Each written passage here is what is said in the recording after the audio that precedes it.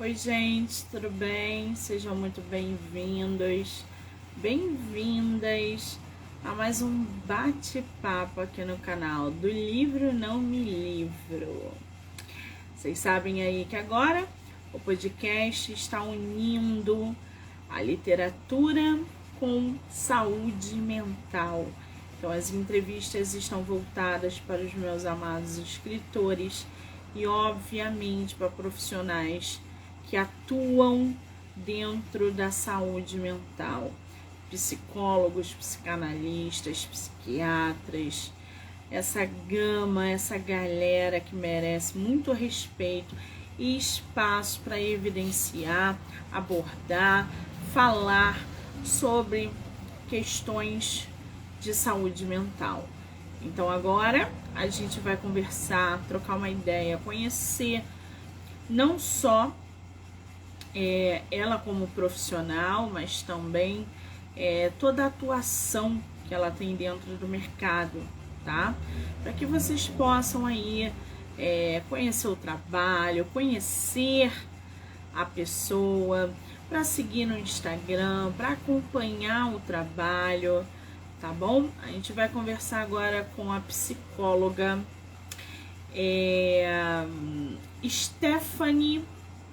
Estefânia Pimentel. Eu falei Stephanie a tarde toda. E não é Estefânia Pimentel. Ela que é psicóloga, psicanalista e também escritora, poetisa. Aquele combo que a gente adora. Ela super topou bater um papo com a gente para falar sobre um tema muito importante: depressão. Então a gente vai poder aí conhecer um pouquinho mais através do ponto de vista dela, através da atuação dela dentro do mercado, as causas e consequências de uma pessoa que vivencia, que tem depressão e que luta, né? Que é uma luta diária para se cuidar, né? Para se tratar, enfim. Então a gente vai super trocar uma ideia com ela para conhecer um pouco mais o seu trabalho dentro da área. E você que tem depressão, que tem algum problema emocional não resolvido, que está te causando angústia, medo, aflição, procure ajuda, tá? Sozinho você não vai conseguir se ajudar. Procure ajuda para que você possa cuidar da sua saúde mental de maneira correta, tá bom? Não é o vizinho, não é o titio, não é o TikToker. É um profissional. Enquanto a nossa psicóloga não entra, vamos dar uma olhada aqui no Instagram dela, vamos? Estefânia Pimentel é uma psicóloga, é psicanalista também e resolveu aí compartilhar suas poesias através da página do Instagram, @poetisa_PSI. Eu não sei se é a primeira live dela. Vamos ver, cadê ela? Vamos mandar mensagem para ela.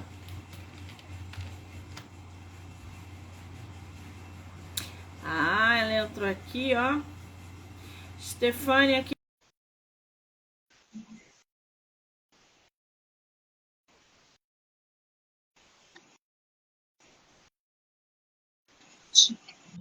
Ah, já foi, ó, que maravilha.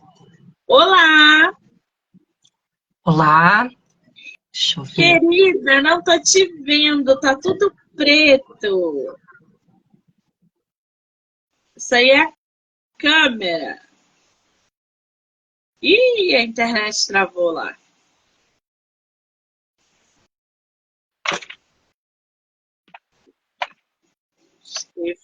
Opa, apareceu ali uma luz no fim do túnel. Olá, Aí, sim! agora foi. É porque tem um botãozinho aqui que eu não tinha visto para girar a câmera. Tudo bem, querida? querida, bem-vinda. Obrigada, Monique. Obrigada pelo convite. Eu é que te agradeço. Já quero dizer que adorei o seu brinco. É uma Ah, margarida? é um girassol. Girassol, girassol. Aliás, a sua página no Instagram só tem girassol, né? Sim, sim. O girassol, ele hoje ele faz parte da minha vida. Digamos que é a marca registrada, assim, para mim. Que linda! Aliás, sua página tá lindíssima. Obrigada, Parabéns. obrigada. Stefânia, querida, antes de começarmos, quero mais uma vez agradecer o seu tempo, sua disponibilidade, de você vir aqui, né, entre aspas, bater um papo com a gente sobre depressão, que é uma doença que vem assolando milhões de pessoas ao redor do mundo, pessoas ao nosso lado, nosso vizinho, nosso ente. Hoje a gente vive um mundo muito acelerado, onde pessoas estão cada vez mais adoecidas. E profissionais da área da saúde mental, exercendo o papel que você exerce, é fundamental para que a gente possa ir lutar contra a depressão de uma maneira precisa e correta. Não é usando o titio, a vizinha, mas sim procurando um profissional para lidar com questões emocionais. Então, muitíssimo obrigada, tá? Que agradeço, Monique. Você é de qual lugar do Brasil? Então, eu sou do Rio de Janeiro. Nasci no Rio, mas hoje eu moro em Niterói. Já tem um ano que eu estou em Niterói.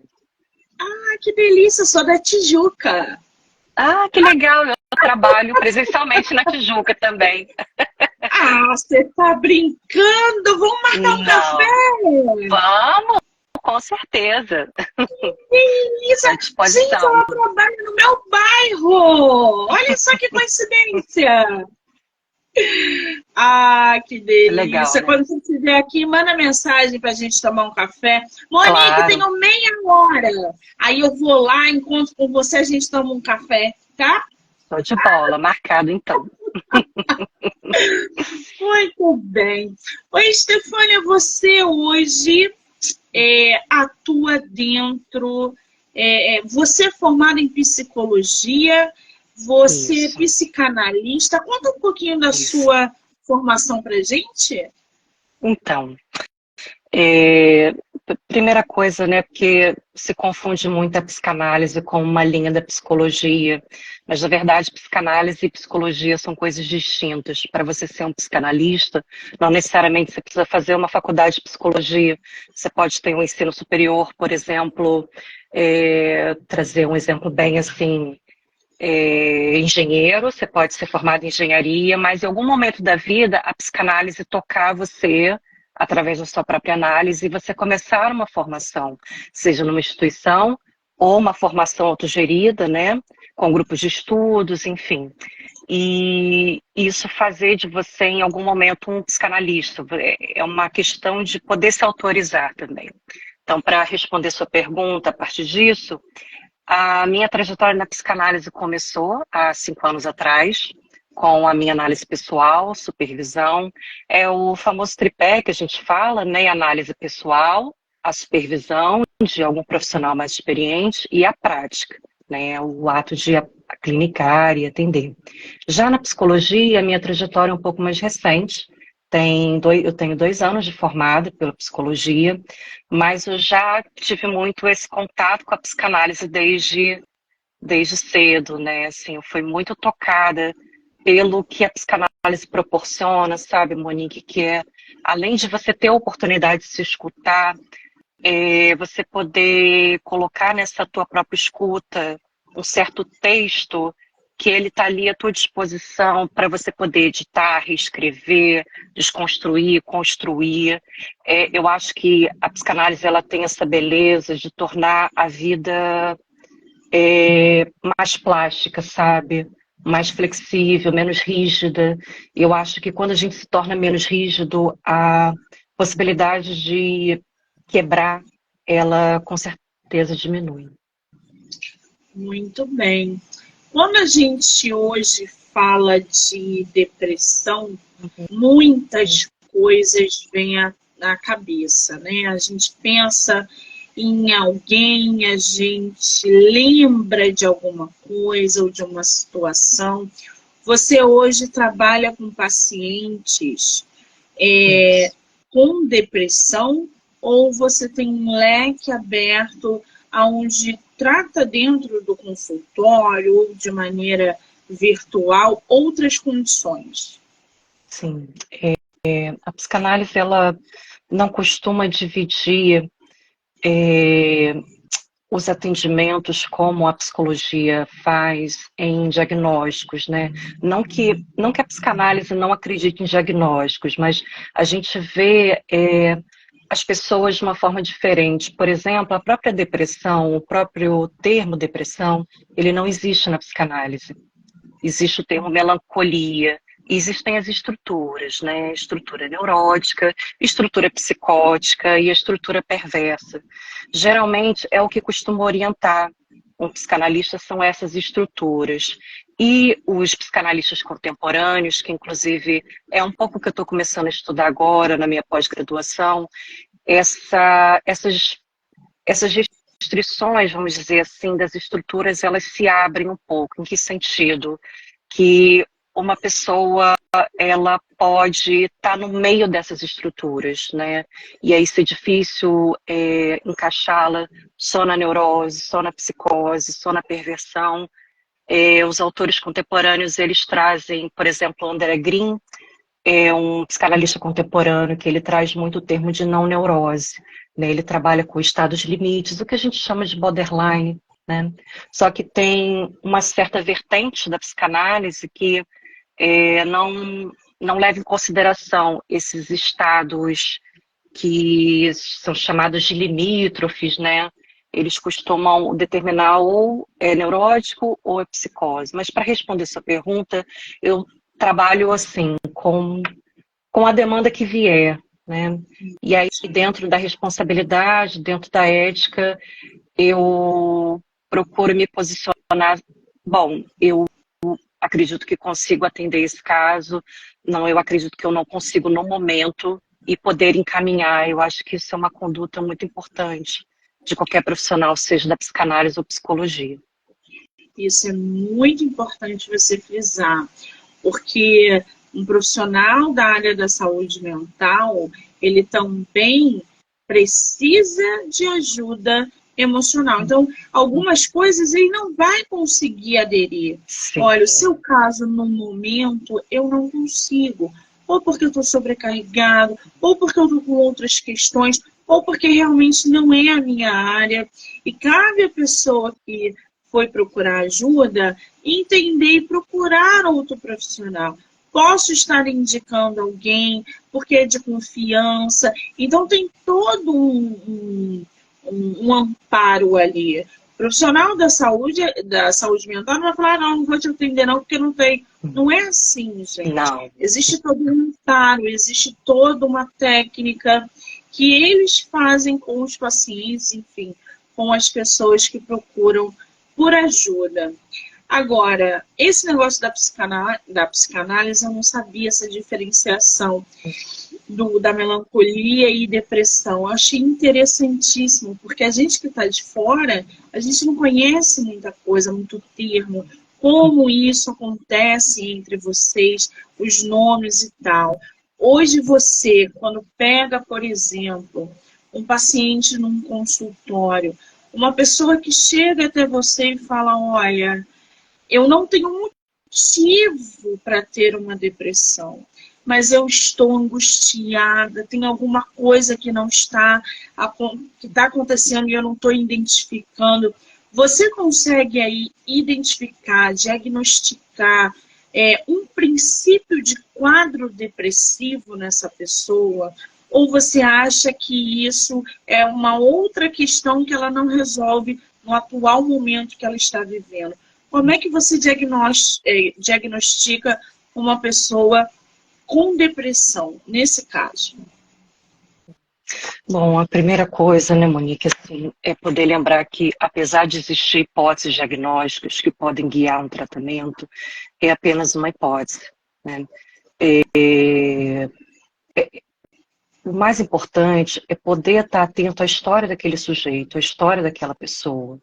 Por mais que ele traga, às vezes, o que é muito comum, por exemplo, um paciente chega, às vezes não com essa fala que você trouxe como exemplo, mas dizendo já um diagnóstico, estou com depressão, estou com ansiedade.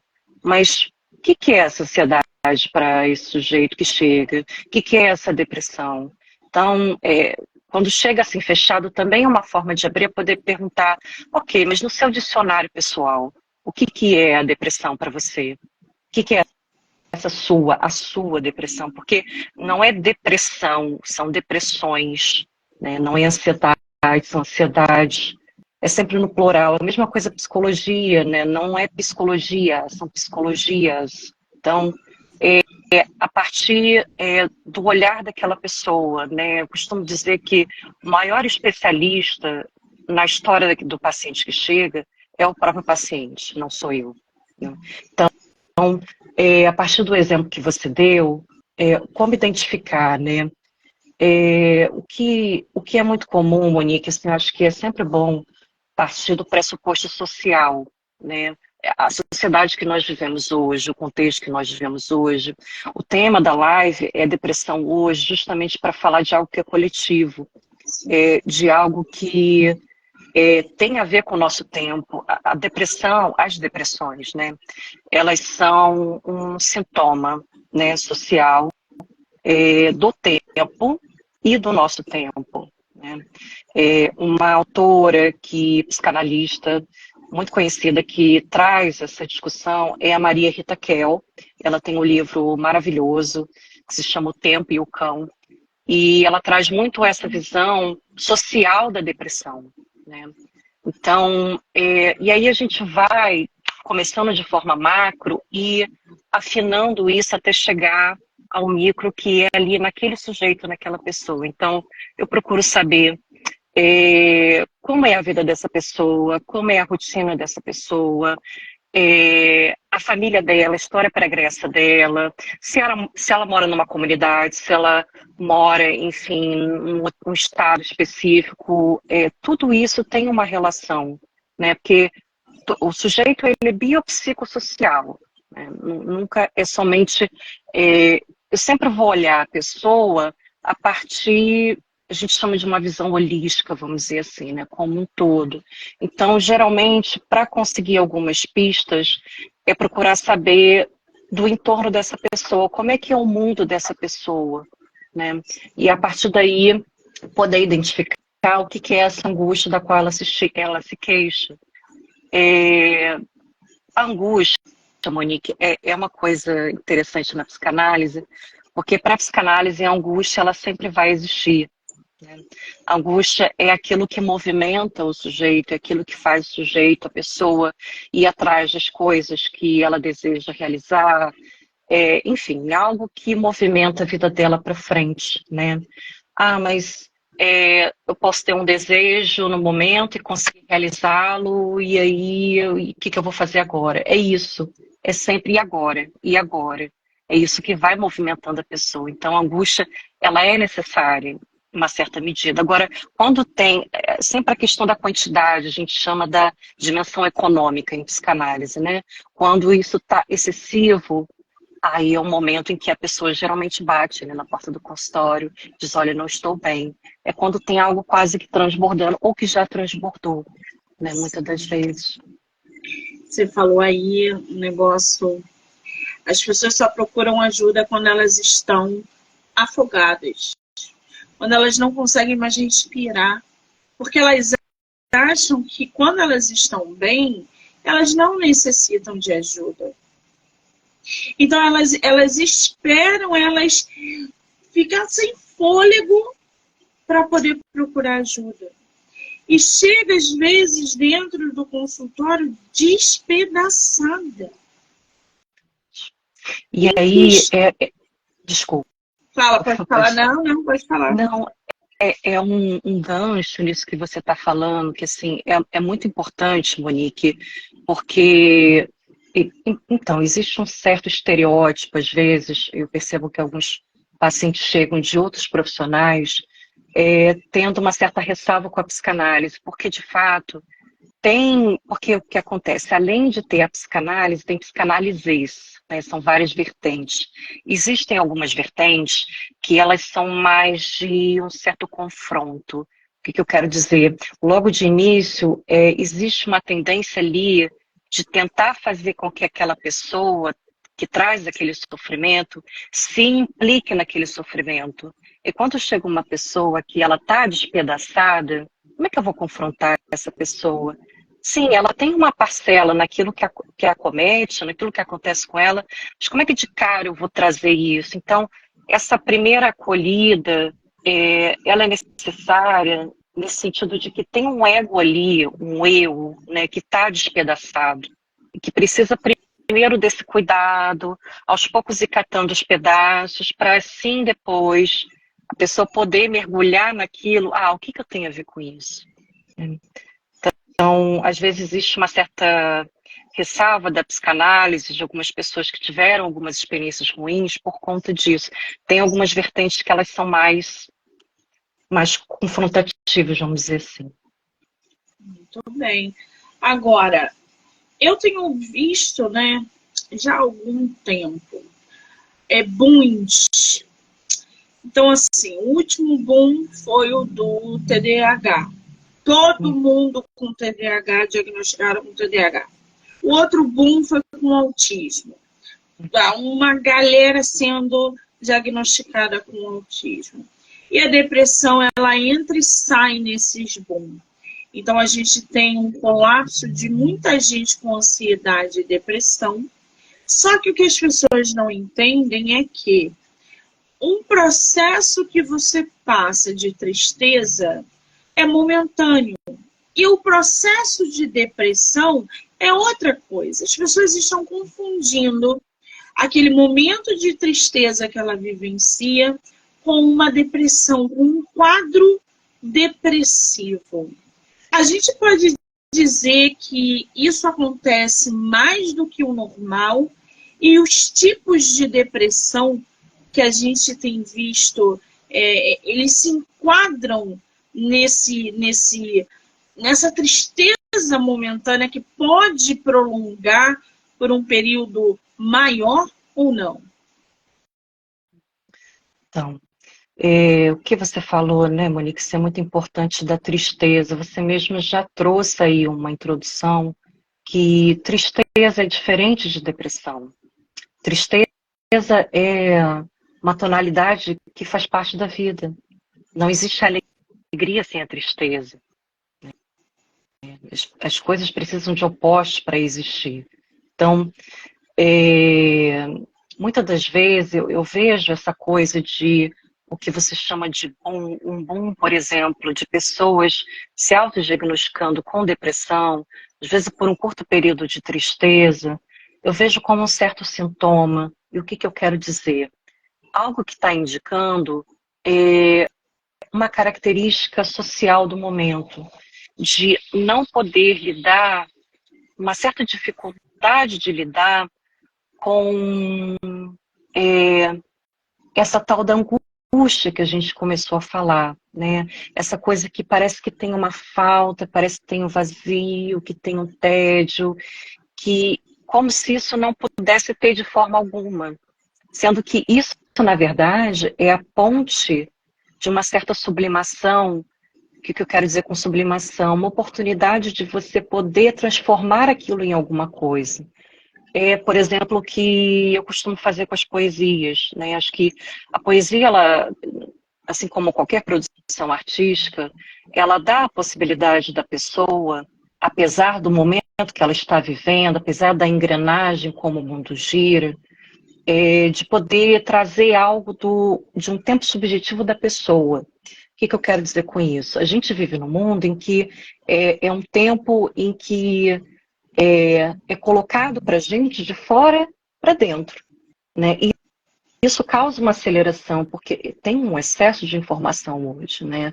Então, estresse, estresse, estresse, aceleração, aceleração, aceleração. Resultado, a pessoa com uma certa resposta, diria talvez uma certa resistência a isso, a pessoa deprime, né? E momentos artísticos, momentos de reflexão, é como uma poesia, como parar para ler um livro que te toca, poder escrever, poder dançar. Existem várias formas que podem ser uma sublimação, né? Cozinhar, qualquer coisa que te envolve uma produção sua. Isso dá a oportunidade de você criar um tempo que é interno. Um tempo teu, de dentro para fora, que é um movimento contrário desse sintoma social que a gente vive, né? Então, eu diria que, primeiro, né, como falei, é um sintoma, né, esse excesso de diagnósticos, vamos dizer assim, não que em alguns casos não seja realmente o início de uma depressão, mas sim, existe um certo excesso hoje, né? Porque uma certa dose de falta, uma certa dose de angústia, ela é necessária para as pessoas poderem desenvolver recursos psíquicos para poder lidar com aquilo que constitui a vida. O que constitui a vida? De que a gente não pode tudo o tempo todo, de que tem coisas que não vai ser possível, de que a falta, algum tipo de falta vai existir na vida, né? E ao invés de sublimar isso, de tentar trazer algo de dentro, né, a partir desse sentimento, às vezes, de uma tristeza, de um tédio, as pessoas querem preencher esse tempo. Então, existe uma certa intolerância ao tempo vazio. Só que em algum momento esse vazio ele retorna para você. Às vezes tem pessoas que chegam na clínica dizendo, puxa, eu não consigo ficar sem fazer nada, porque se eu ficar sem fazer nada, eu penso. E se eu penso, eu me angustio. Se eu angustio, eu não tolero. Então, isso é um sintoma muito forte do mundo de hoje, né? A gente está aqui tendo essa conversa, esse bate-papo. Daqui a pouco preciso preencher esse tempo com outras coisas e tudo, mas se eu não conseguir me organizar para ter um tempo de ócio que seja, isso vai se acumulando, se acumulando, se acumulando. Eu vou acelerando, acelerando e, como resultado, termino numa depressão. Muito bem. Por isso que a depressão, Pode falar. como tinha trago, assim, que a Maria Rita Kell, essa autora e psicanalista do livro O Tempo e o Cão, sintetizando o que ela está trazendo é isso. A depressão é um sintoma social hoje e é uma ficção que fala sobre o tempo, né? Primeiro uma aceleração e depois um tempo que parece o deprimido. Ele sente, qual é a sensação? De que o tempo é tudo igual. É como se não tivesse um depois. Geralmente a pessoa deprimida, ela não consegue projetar um futuro, de que vai ser bom, de que algo legal vai acontecer. E aí fica essa monotonia, né? Essa coisa de um tempo quase como um tempo que não passa, sabe? Que a gente pensa, não, ups, estou aqui agora, aí daqui a pouco vou fazer aquilo, e vou ter uma viagem. O deprimido, ele não consegue isso, né? Então, o que a Maria Rita Kell traz é muito preciso. A depressão, ela é um sintoma que fala do tempo, né? E do nosso tempo, um tempo que não sabe lidar com a falta. Exatamente. Agora, a gente vê, né? Desde que o mundo é mundo, pessoas sofrem com a depressão. Em séculos passados, ela não tinha esse nome, as pessoas não procuravam ajuda. Mas sempre tivemos pessoas depressivas, principalmente aqueles que mexiam com a arte. Van Gogh era extremamente depressivo, melancólico. Isso tudo foi retratado através da arte. Entre outros, esse é só um exemplo. As pessoas não procuravam por ajuda naquela época, ou qualquer outro século, né? Mesmo que profissionais começassem a surgir dentro da medicina, falando, olha, peraí que a gente está começando aqui, funciona diferente, o cérebro desse aqui é diferente desse, está faltando alguma coisa ali na química, e aí uma coisa envolve a outra. O mercado farmacêutico entra na história, começam as medicações, começam as estruturas dentro de universidades para formar profissionais voltados para aquela área, e aí a gente começa a evoluir, a medicina vem evoluindo, junto com a ciência, enfim, uma coisa atrás com a outra. Por que você acha que nos dias de hoje, mesmo tirando a tecnologia, né? Porque antigamente a gente não tinha metade do acesso de informações que a gente tem hoje. Mas você, como psicóloga, psicanalista, como é que você vê esse progresso da depressão? Se é um progresso que a gente pode dizer. Com pessoas procurando cada vez mais ajuda, com pessoas cada vez mais diagnosticadas com essa doença e se conscientizando de que elas precisam de ajuda, coisa que não tinha nos séculos passados. 1900, não vamos muito longe, não. Vamos lá na idade da nossa mãe, da nossa avó, onde elas sofriam, onde elas tinham as angústias e elas não tinham a quem recorrer. Achavam que isso era besteira, que se você tivesse depressão, se estivesse triste, era uma grande besteira, e elas adoeciam. E isso era passado de geração para geração. Como é que você, dentro da tua área, analisa esse progresso de conscientização, de informação até os dias de hoje, quando se fala de depressão? Bom, a depressão, como você começou a falar, Monique, ela já teve um tempo em que ela tinha, digamos, bons olhos, assim, né? Já em outros séculos, né? Era associado à inteligência, era associado a algo artístico, era quase que nobre, vamos dizer assim, você ser um melancólico, né? E a possibilidade dessas pessoas que tinham esse humor, né, mais deprimido, mais melancólico, de poderem se expressar através da arte, se expressar de alguma forma, era uma via de saída ali para aquelas pessoas, né, que elas podiam sublimar aquilo.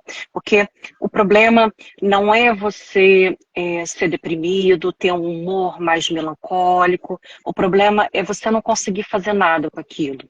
Né? Aquilo não trazer algum movimento para a tua vida. E na época dos nossos avós, enfim, bisavós, isso é uma coisa que de vez em quando ainda aparece, né, no discurso assim, de algumas pessoas, de que depressão é frescura, de que vai lavar um tanque, que vai ficar tudo bem, né?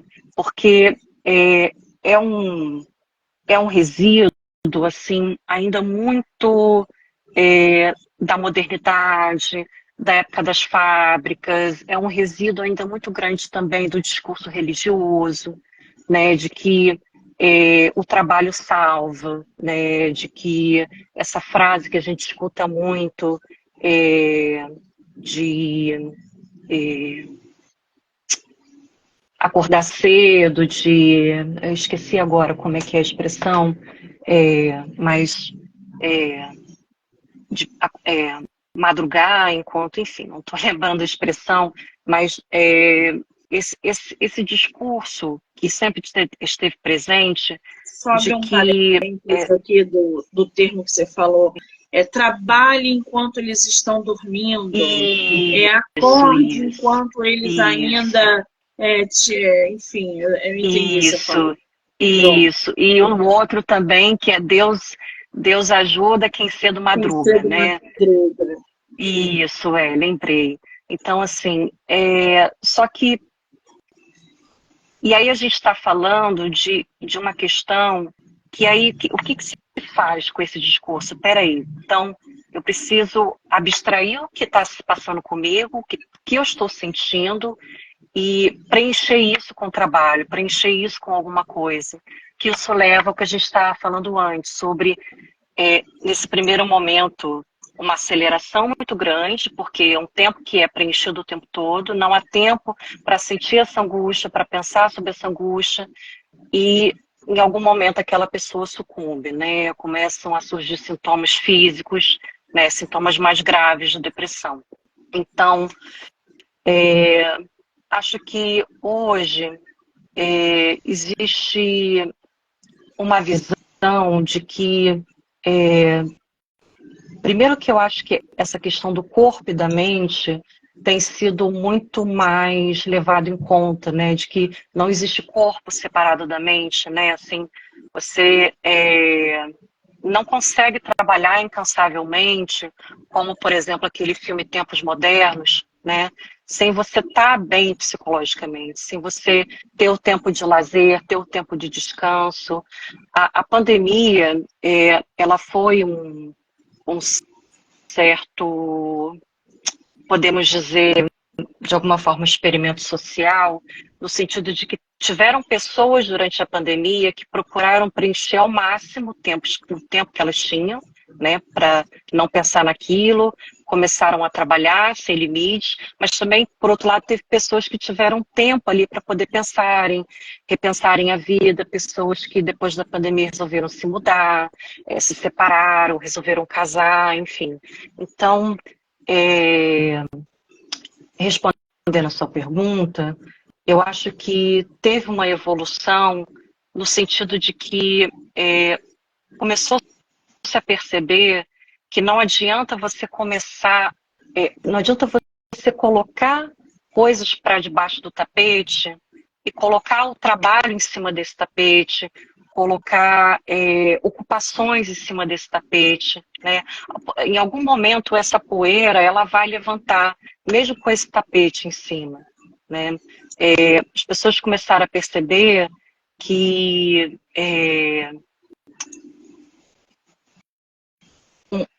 esse autocuidado, esse autoconhecimento, esse olhar para si, ele é fundamental, inclusive, para você conseguir trabalhar, para você conseguir fazer as coisas da vida, né? Assim, por um lado é bom isso, mas por outro lado pode ter um certo efeito colateral. Em que sentido? Puxa, preciso ter saúde mental para trabalhar, preciso estar bem para trabalhar, né? Preciso dormir bem para trabalhar, para ser produtivo, para conseguir fazer as coisas, para ficar bem. Acho que é um outro lado da moeda isso, né? Ao mesmo tempo que a saúde mental, ela é, é mais considerada hoje, né, como uma parte importante a ser cuidada da vida, pode ter também um certo marketing nisso, no sentido de que, para de novo, né, para conseguir produzir, para conseguir trabalhar, para não desabar, eu vou aqui, vou focar na minha saúde mental. Só que não é por aí, sabe? Por exemplo, o sono, o que eu escuto muito na minha clínica é que parece que falta um certo prazer em dormir. Essa coisa gostosa de ir para a cama e dormir. Não, existe uma certa pressa, assim, de, meu Deus, eu preciso dormir, eu preciso pensar logo, eu preciso dormir, deixar de pensar logo, porque eu preciso acordar cedo, eu preciso estar descansado, porque eu tenho que acordar a tal hora, e o dia vai durar tanto tempo, né? Existe um discurso que, apesar da pessoa querer estar bem, existe um discurso produtivo, né? A gente vê isso, inclusive, até em momentos de lazer, né? A gente trata o nosso tempo de lazer, o nosso tempo de férias, mais ou menos da mesma forma que a gente trata o nosso tempo de trabalho, né? De que, poxa, precisa aproveitar ao máximo, precisa otimizar ao máximo. Então, é preciso tomar um certo cuidado, porque existe uma linha tênue aí, que a gente Eu vou tem mostrar aqui hoje para do que era antes. vocês. Eu vou mostrar aqui para vocês o cérebro de uma pessoa com depressão e o cérebro de uma pessoa que não tem depressão, tá?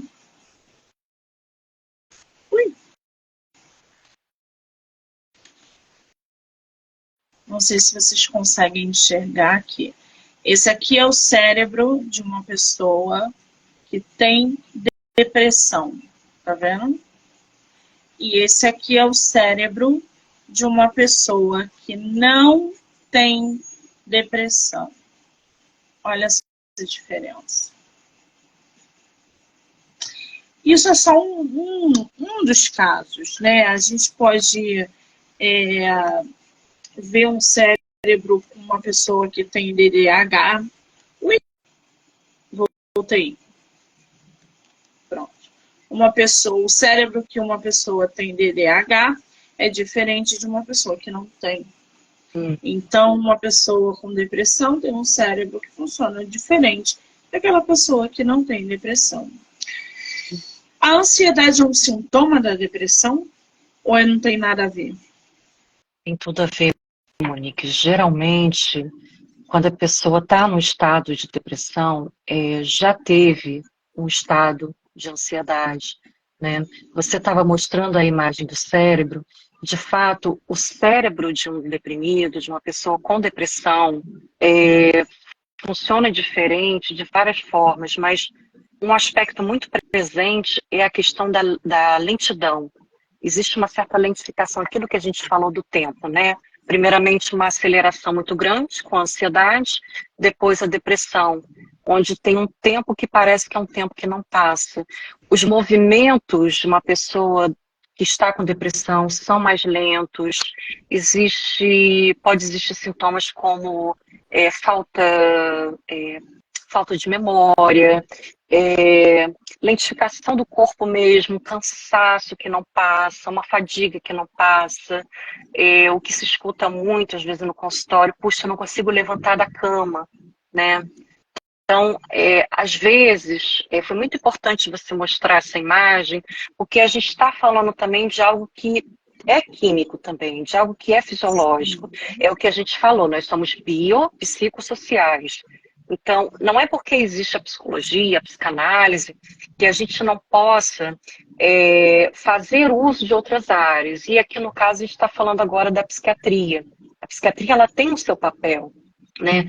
E os profissionais da área da saúde, eles precisam trabalhar em conjunto, justamente porque o indivíduo, a pessoa, o sujeito, ele é multi, né? Ele não é só o corpo, ele não é só a mente, ele não é só social, ele é tudo junto ao mesmo tempo, né? E a psiquiatria, ela está aí para isso, porque muitas das vezes, Monique, um deprimido, para conseguir ir para terapia, ele precisa de uma medicação, senão ele não consegue. Ah, mas tem hoje o online, sim, mas às vezes ele não consegue nem levantar da cama. Exatamente. Então, é sempre isso, é um trabalho conjunto. Acho que tem algumas pessoas da psicanálise que às vezes tem uma certa ressalva com medicação, porque a medicação ela pode diminuir a angústia da pessoa, de tal forma que isso possa influenciar na análise dela. Eu acho que isso tudo tem que ser visto de forma individual, caso a caso. Tem pessoas que vão precisar sim da medicação, porque está com essa questão fisiológica, química, muito comprometida. Senão não há trabalho a ser feito. Pois é, uma coisa está interligada com a outra. Agora, quando a gente fala de depressão, né, a gente fala, o maior medo de ter uma pessoa por perto com depressão é que ela se machuque. Você acha que o suicídio, né, o autocídio aí, ele é um risco associado a uma depressão, por exemplo, não tratada? Ele é o único risco ou a gente tem outros de uma depressão não tratada? Então, a gente está falando, Monique, de um certo estágio último, de uma certa tentativa de alívio como último recurso, né? É lógico que antes disso existem várias outras manifestações, porque, enfim, existem existem vários discursos, quem quer realmente se matar, tirar a própria vida, não vai ficar falando, ou enfim, ou ao contrário, não vai falar. Eu acho que é caso a caso, não existe uma receita pronta, não existe uma forma só de poder identificar a possibilidade desse fim, que é um fim fatal, né? Então, o que eu quero dizer com isso? Geralmente a pessoa, quando tenta tirar a própria vida, não necessariamente ela quer deixar de viver, não necessariamente ela quer tirar a própria vida, ela só está tentando ali desesperadamente acabar com aquele sofrimento. Por isso que é muito importante uma pessoa que está começando a manifestar sintomas de depressão, de ter alguém ali do lado que possa de fato escutá-la.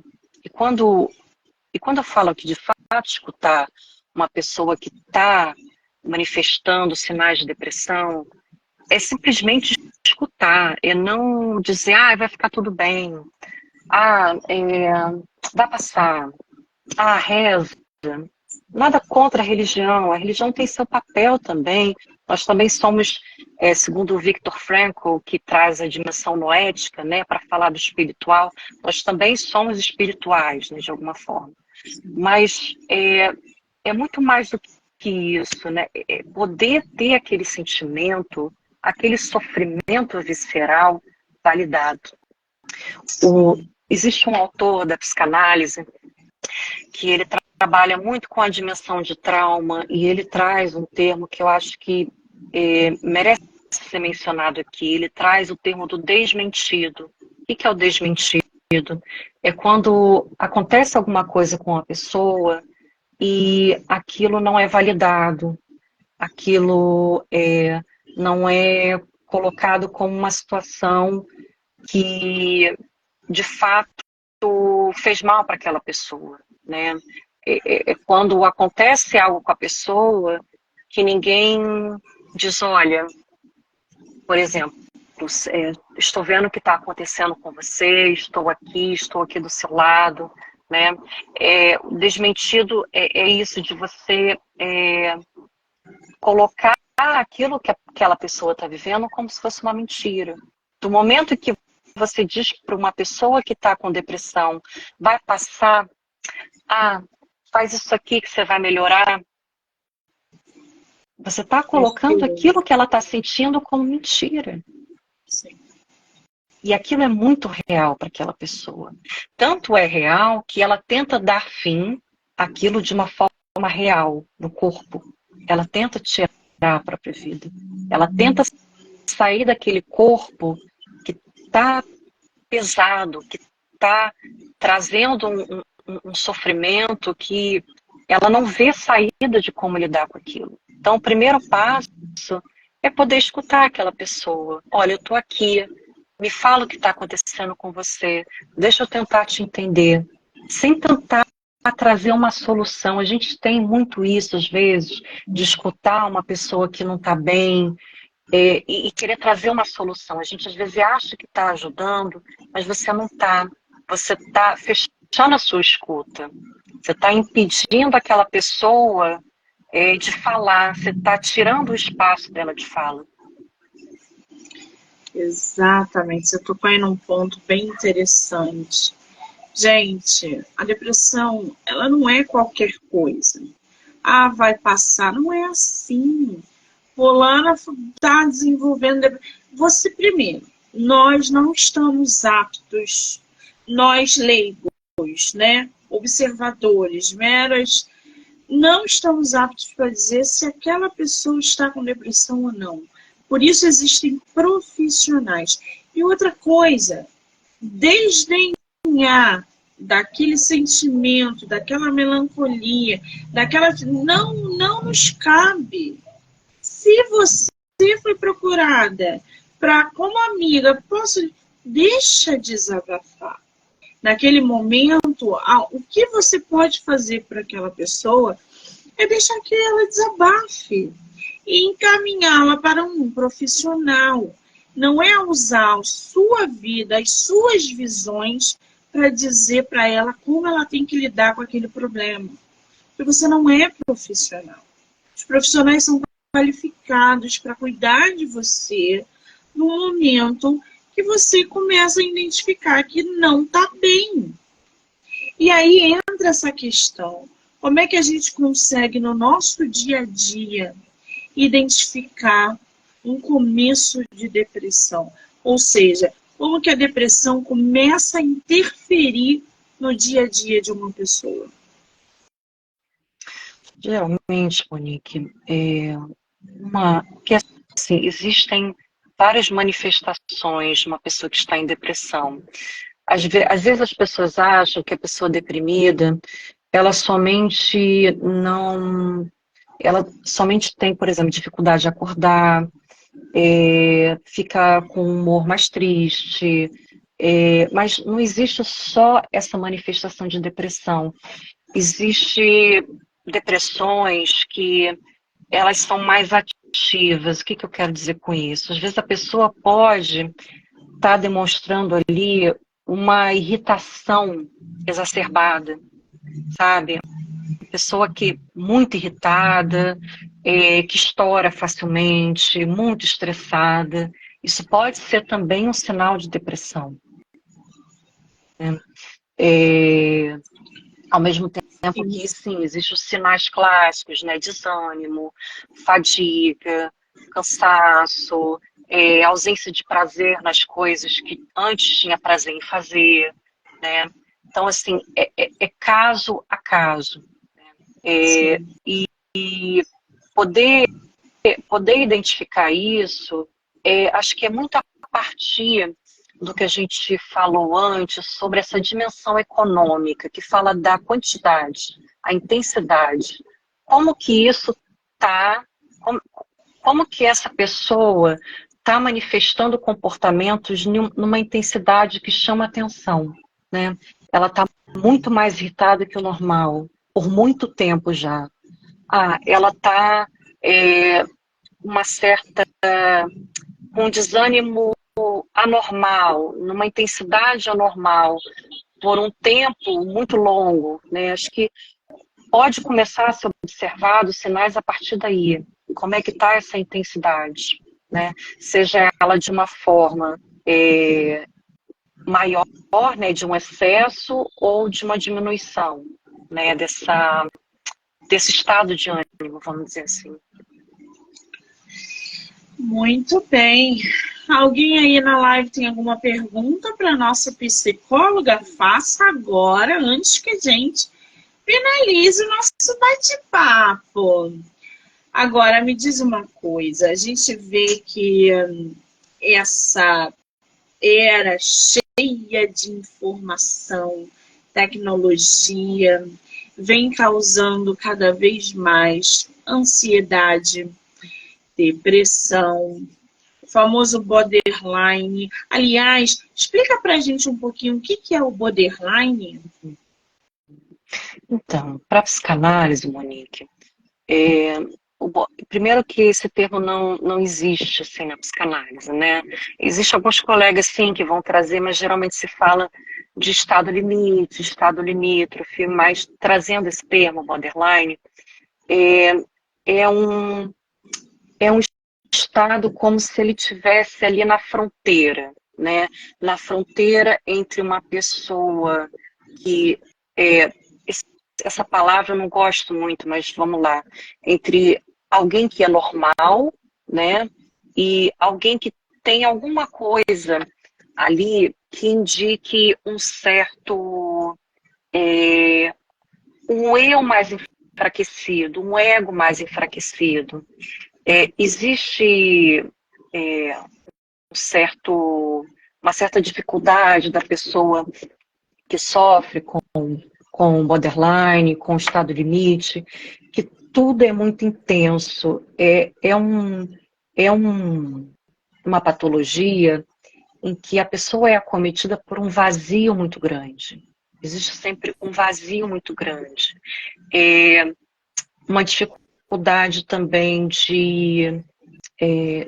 existe uma... Por ter esse vazio muito grande, são pessoas que têm uma necessidade muito grande de afeto, de carinho, mas de um jeito, mais uma vez, né, a questão econômica, exacerbado, numa intensidade que chama atenção, né? A pessoa que tem borderline, que é acometida por essa patologia, é uma pessoa que, para a psicanálise, ela está entre a neurose, que seria o normal, assim, para a psicanálise todos nós somos neuróticos, e entre a psicose. Então, o borderline estaria aí, né, nesse estado limite, que é o que o próprio nome diz, ele está nessa fronteira, né? Ele faz as coisas como qualquer outra pessoa, né? Trabalha, estuda, se relaciona, mas tem alguma coisa ali que faz com que tudo seja sentido de uma forma muito visceral, né? Um não é um, sabe, quase de uma agressão assim para a pessoa, uma ausência, algo que deu errado, uma falta, o término de um relacionamento. Então, são pessoas que têm uma sensibilidade muito grande, né? E assim, por que eu estou falando isso? Porque tem a possibilidade aí da pessoa poder sublimar isso, né? Existem muitos atores que são acometidos por essa patologia e são excelentes atores, porque eles entram ali no papel de uma forma visceral, assim. São pessoas de uma intensidade muito grande, né? Tudo é sentido de forma muito intensa. Então, resumidamente, o borderline ele tem essas características. A Lu está falando aqui, a orientação do psicólogo e psicanalista é de extrema importância, mas o paciente também tem que objetivar a cura. Pergunto, a depressão tem um fim para o paciente? Então, é complicado dar essa resposta, porque para a psicanálise não existe necessariamente uma cura, né?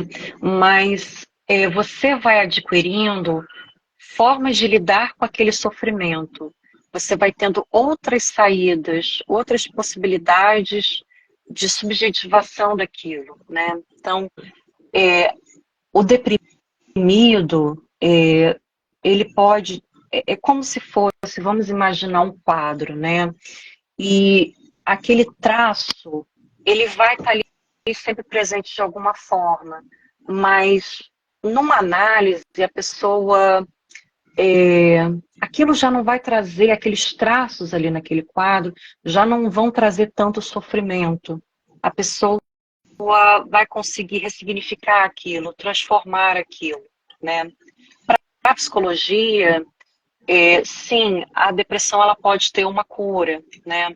Mas já no campo da psicanálise, por a gente tratar essa questão que eu trouxe, né, de mais uma melancolia do que uma depressão, às vezes é um traço que faz parte ali da personalidade da pessoa, faz parte ali da pessoa, né?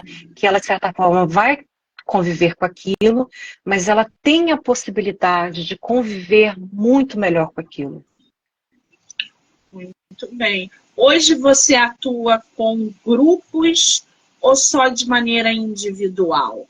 Só de maneira individual, atendo adolescentes, idosos e adultos. E é online e presencial? Isso, online e presencial, atendo de forma híbrida hoje. Muito bem. Quem quiser conhecer mais sobre o seu trabalho, entrar em contato com você, enfim, você tem e-mail, tem site, é só no Instagram, como é que a pessoa chega até você? Então, na própria página do meu Instagram, que é poetisa_psi, no Linktree tem todas as informações, tem o link do meu site, tem o link do meu WhatsApp, que vai direto para poder mandar mensagem, pedir informação. E pode também entrar em contato por direct pelo próprio Instagram. Muito bem, eu vou marcar a nossa psicóloga, a Estefânia, aqui. O arroba dela é o arroba poetisa_psi.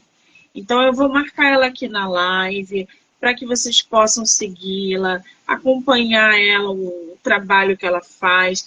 Lembrando que quem é do Rio de Janeiro, ela vai em Niterói, na Tijuca, então já é só um passinho ali, consegue encontrar com a Estefânia. Entrem em contato, procurem ajuda de profissionais qualificados. A depressão não é brincadeira, ela não é qualquer coisa, principalmente numa geração que está cheia de informação e querendo ser cada vez mais aceita.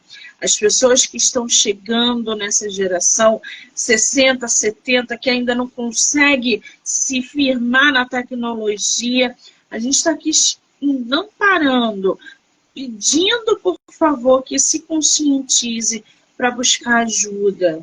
Seja no neto, no pai, na madrinha, no vizinho. Seu vizinho às vezes está depressivo e você está rindo, achando que ele está de brincadeira. Vejam os sintomas. A pessoa que está saindo muito e de repente ela se isola, tem alguma coisa ali que não está batendo. Seu filho está muito dentro do quarto, isolado num mundo que é só dele. Tem alguma coisa ali que vocês não estão vendo. Então procurem ajuda. Não deixem sucumbir, porque todo mundo sofre no final. Querida, você me passou uma tranquilidade. Esse seu ar sereno de conversa. Foi uma delícia ter você no meu projeto para falar sobre um assunto tão importante. Quero te dizer que eu só te desejo sucesso, que você volte sempre que você quiser. As portas estão abertas. E muitíssimo obrigada, tá? Obrigada a você, Monique, pelo convite. Foi ótimo estar aqui com vocês hoje. Quero agradecer a todo mundo que entrou, que saiu, que vai assistir depois. Dizer que agora eu só volto na live de pré-venda do meu livro amanhã. Beijo, gente. Beijo. Tchau.